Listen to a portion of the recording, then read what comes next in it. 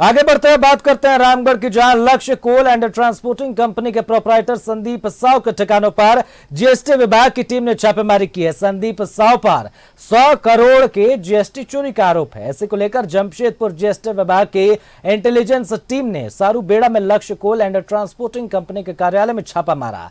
संदीप साव पर 20 से 25 फर्जी कंपनी के जरिए कोयला बेचकर करीब 100 करोड़ की जीएसटी चोरी का आरोप है। इन फर्जी कंपनी का कार्यालय पटना, पश्चिम बंगाल के साथ ही कई जगहों पर बताया जा रहा है। ज्यादा जानकारी दे रहे हैं रामगढ़ संवाददाता धर्मेंद्र।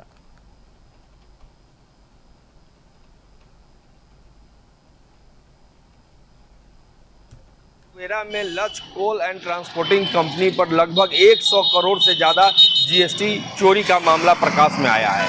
वर्तमान समय में जो आपको हम तस्वीरें दिखा रहे हैं जिले के सारूबेड़ा की है, जहां पे जमशेदपुर से जीएसटी इंटेलिजेंस की टीम पहुंची हुई है और अहले सुबह से यहां पे जो है छापेमारी कर रही है, दस्तावेज खंगाल रही है।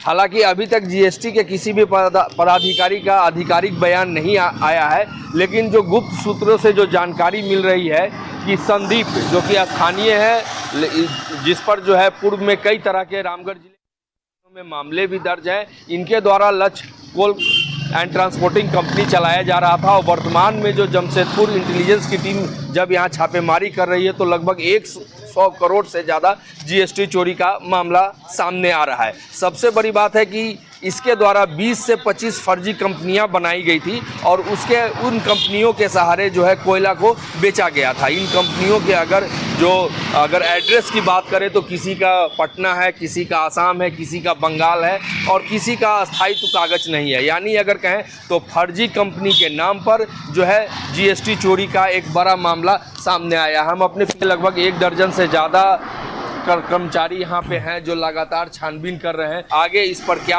प्रशासनिक क्या कहें कि जीएसटी के पदाधिकारी क्या कार्रवाई करते हैं। न्यूज़ 11 के लिए रामगढ़ से मैं धर्मेंद्र।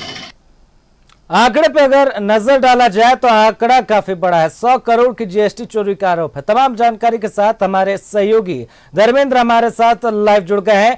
धर्मेंद्र, क्या कुछ जानकारी निकल कर आ रही है? एक व्यक्ति 20 से 25 फर्जी कंपनियों को सहारा बनाकर लगभग 100 करोड़ की जीएसटी की चोरी कर लेता है, लेकिन सवाल यहां पर यह उठ रहा है कि 100 करोड़ छोटा मोटा आंकड़ा नहीं है। एक लंबे समय से जीएसटी की चोरी चल रही होगी, लेकिन विभाग की नींद इतनी देर से क्यों खुल रही है? एक सवाल यह है। दूसरा सवाल है कि अभी तक क्या कुछ एक्शन लिया गया है? धर्मेंद्र जी, निश्चित तौर से अगर देखा जाए तो जीएसटी विभाग की जो है नींद वाकई में बहुत देर से खुली है, क्योंकि 100 करोड़ की जीएसटी का चोरी का मामला जो है छोटा मोटा आरोप नहीं है और ये महज कोई 1 महीने 2 महीने या 6 महीने में नहीं संभव है। यानी एक लंबे समय अंतराल से अगर बात करें तो लक्ष्य कोल एंड ट्रांसपोर्टिंग कंपनी द्वारा जो जीएसटी की चोरी की जा रही थी, ऐसे में सवाल उठता है कि विभाग मौन था, खामोश था और इतनी देर बाद, इतने महीनों बाद आखिर क्यों जागा है।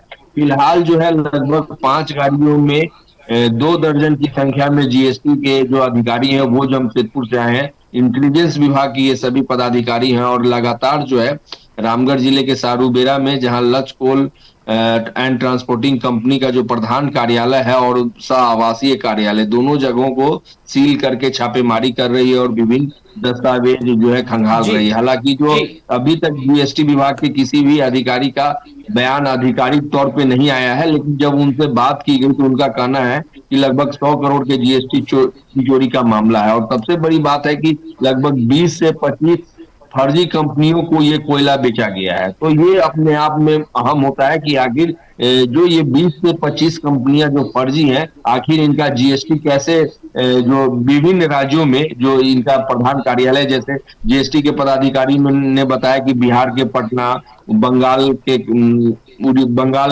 कलकत्ता में, उसके बाद आसाम में ऐसे फर्जी कंपनियों को जहां पे उनका प्रधान कार्यालय है उनको कोयला बेचा गया है और ये सब फर्जी कंपनियां हैं। तो ये अपने आप में सवाल है कि इनको आखिर जीएसटी कैसे निर्गत कर दिया गया और कैसे ये कारोबार करते हैं। एक लंबा चौड़ा सिंडिकेट है जिसको जीएसटी के पदाधिकारियों को खोलना अभी बाकी है कि आखिर ये पूरा नेटवर्क कैसे काम कर रहा था। लेकिन अगर 100 करोड़ के जीएसटी का अगर आकलन करें तो लगभग 2000 करोड़ के कारोबार का जो है यहाँ पे एक अंदाजा आप लगा सकते हैं कि 2000 करोड़ का कारोबार अगर हुआ होगा तो उस स्थिति में अगर उसका 5%, चूंकि कोयले में 5% जीएसटी लिया जाता है और 400 रुपये प्रति टन सेस का भुगतान जो है वाणिज्य विभाग लेता है। तो इस जी स्थिति में धर्मेंद्र, सवाल तो यहाँ पर बिल्कुल खड़ा होता है क्योंकि आंकड़ा हम पहले भी बता रहे, छोटा मोटा नहीं, लगभग 100 करोड़ रुपए की जीएसटी चोरी हुई है। और सवाल यहाँ पर यह भी है कि विभाग आखिरकार अब तक किस कुंभकर्णी नींद में सोया था। फिलहाल के लिए बहुत बहुत धन्यवाद, तमाम जानकारी के लिए नजर बनाए रखिएगा। आपको बता दें, रामगढ़ का पूरा मामला है जहां पर जमशेदपुर से इंटेलिजेंस, जीएसटी की इंटेलिजेंस की टीम ने छापेमारी की और तमाम कागजात खंगाले जा रहे हैं। बताते चलें 100 करोड़ की